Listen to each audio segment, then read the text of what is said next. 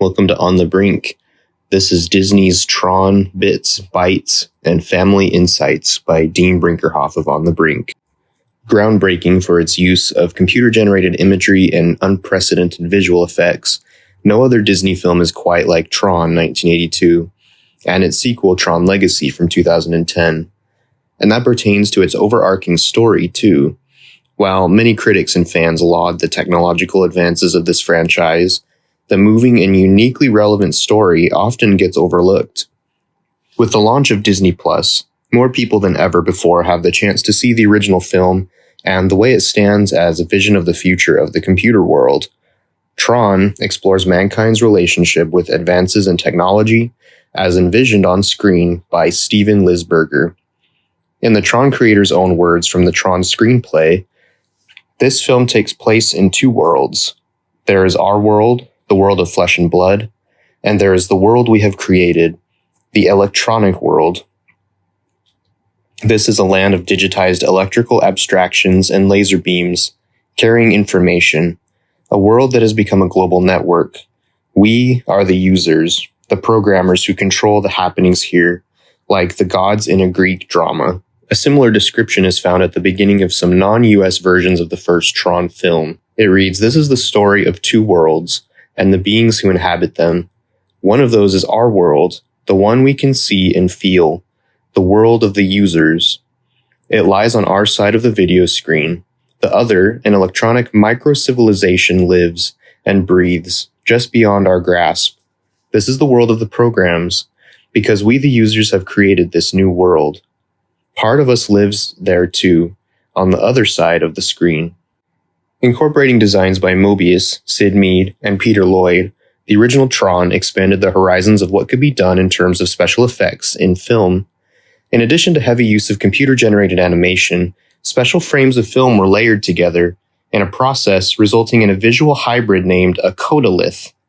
A process unique to any other filmmaking method, codoliths truly added to the visual style of the film. We were not trying to reinvent the wheel, we were trying to make a whole different wheel that was not necessarily round, matte artist and Tron associate producer Harrison Ellenshaw explained in a video produced for D23. All movies until Tron were set in an established genre. Tron created a new one. To create this unique production, a full 17 minutes of Tron were completely computer-generated. There are 1,100 special effects shots, the most ever used up until that time in a non-animated feature. 800 of those are composite shots incorporating live action. The computer images themselves were generated onto special high-resolution video screens.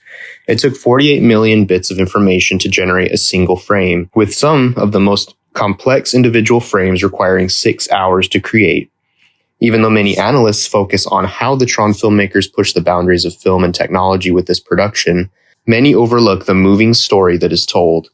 Behind the high-tech special effects and cutting-edge computer graphics, Tron is more of a human story than one might realize. I have always been more fascinated by the characters of this world and how their relationships unfold. The original Tron begins with Kevin Flynn, played by Jeff Bridges, a young computer programmer, anxious to take back his video games that have been plagiarized by the menacing and shrewd Edward Dillinger, played by David Warner, corporate head of Encom. In his youth, Kevin is an extrovert, spending his evenings down at the arcade among friends and the throngs of gamers who play in his arcade. His love of gaming and socializing provides an escape from his business woes. His determination to get his games back inadvertently transports him from our world into the digital frontier of his creation. The Grid, a place where programs battle for life and status. Under Dillinger's eye, the freedom of the programs is at stake, from the omniscient master control program and his minions. Kevin's strong intelligence and wisdom guides him and his loyal companions, Tron and Ram, to logical solutions and a solid direction on their journey to find Kevin's necessary evidence. Not all make it out free from de-resolution in this game of a world, but the master control program is ultimately defeated by Tron, and as a result, Kevin is allowed to travel back to the world of the users, our world. Through Kevin's wild and reckless series of actions, his ultimate outcome is a positive one. Proof extracted, credit restored to his name, and the rightful takeover of Encom. Jeff Bridges played video games such as Battlezone on the set to get him in the groove for filming within the grid. I think this translates well onto the screen. You'd believe in Kevin as a professional gamer, and his familiarity and love for video games really shine through his acting. Tron Legacy builds upon and evolves further the story within this inventive computer world and its story outside the life of Kevin Flynn after nearly 30 years of technological modernization and expansion. Progress begins with the development of Kevin's free society. Writer Adam Horowitz stated that his challenge for developing the screenplay for Tron Legacy was coming into it and saying, how do we honor the original movie, continue that story, expand on it, and take it to a new place while also opening up the world for new fans? The strong themes found in various beliefs of people around the world of an independent being visiting a world of his own creation as a savior for its inhabitants is a driving force of inspiration in this story. Beliefs such as the Greek gods or traditional Christianity are only two examples. All the while, Kevin gathers a following of believers and oppressors. In Kevin's new digital world of his own creation, the grid, programs and codified likeness utilities, or CLUE, create in various ways. At the core of this story, the strong yet strained love Kevin Flynn has for his son Sam is my favorite of these relationships. Sam Flynn develops traits similar to his father, such as his intuitive wisdom and reckless rebellion. Although Kevin and Sam are similar in personality and intellect, they grow in very different circumstances. In the second film, the driving force of the plot is the fact that Kevin Flynn goes missing when Sam is very young. Despite growing up without his talented father, Sam inherits his father's love of gaming and motorcycles, which helps to motivate and inspire him to seek his absent father's legacy. From the very beginning, Sean Bailey and I told the studio that this movie was going to be a father-son story. And that's really what the heart of Tron Legacy is, said director Joseph Kosinski in a Disney publicity interview at the time of the film's release. It was very important to us amidst all this visual spectacle to focus on a father-son story. This is about a boy who's lost his dad, who's now grown up and as a man had scarring from that.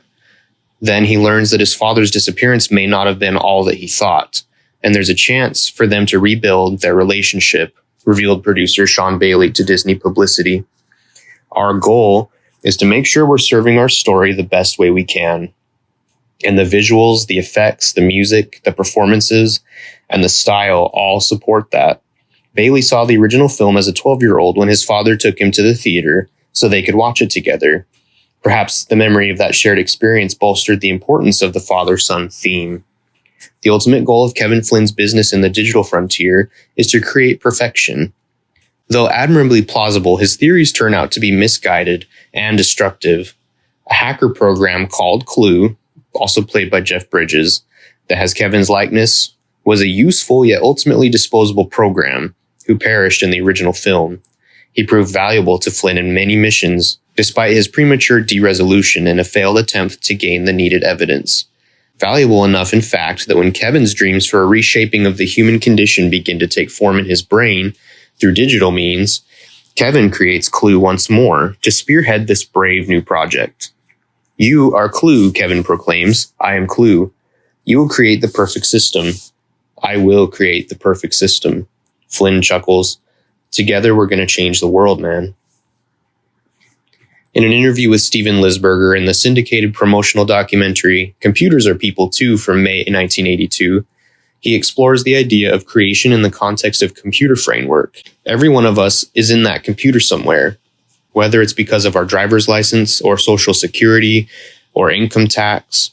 But the fact is that there is an alternate person that is an electrical person that is forming inside this electrical dimension.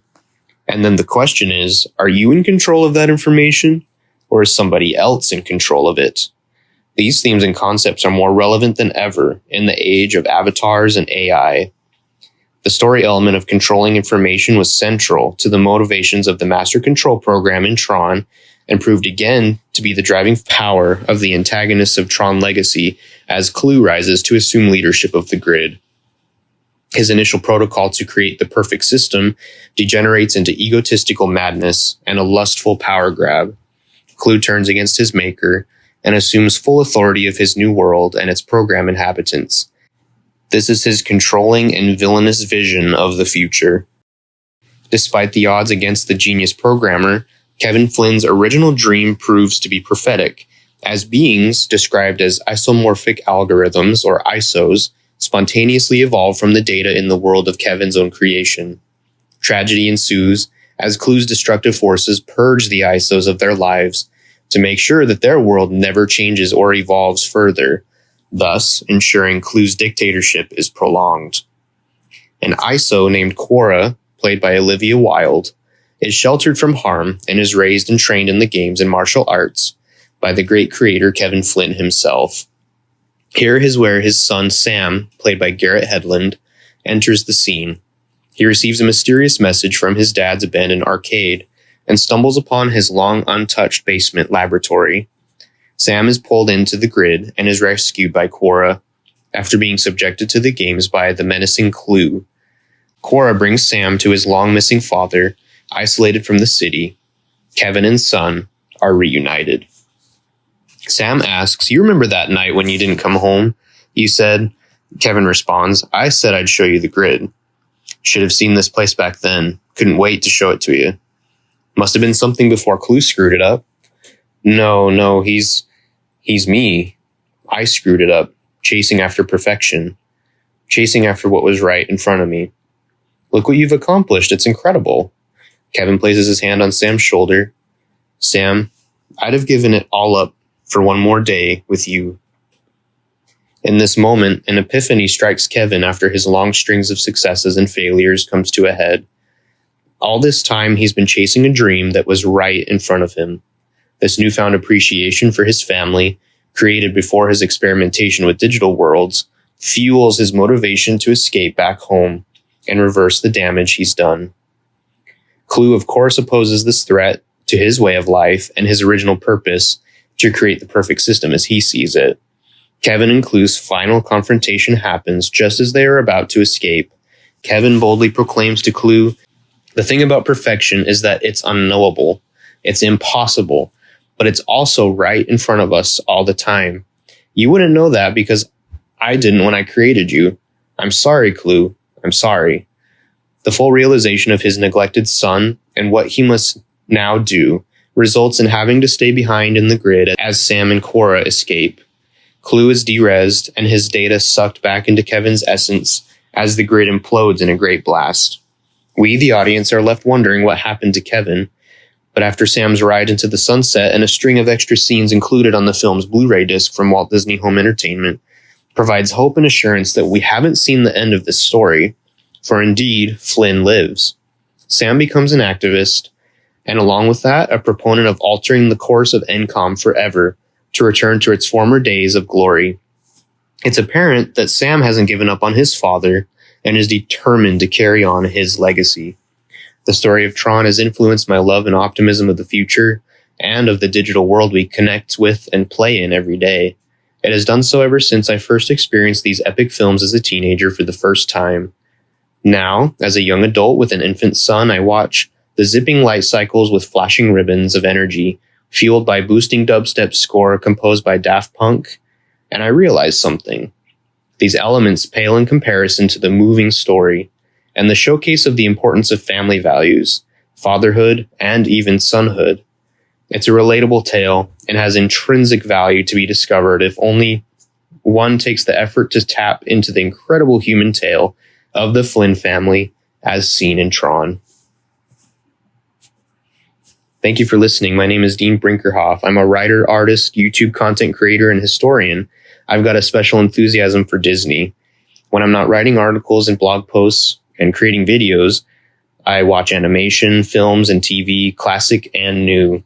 I co-host the online series Digging the Details with Jim and Dean on Jim Fanning's Tollywood TV. And you can find me at On the Brink on YouTube, TikTok, Instagram, and Facebook.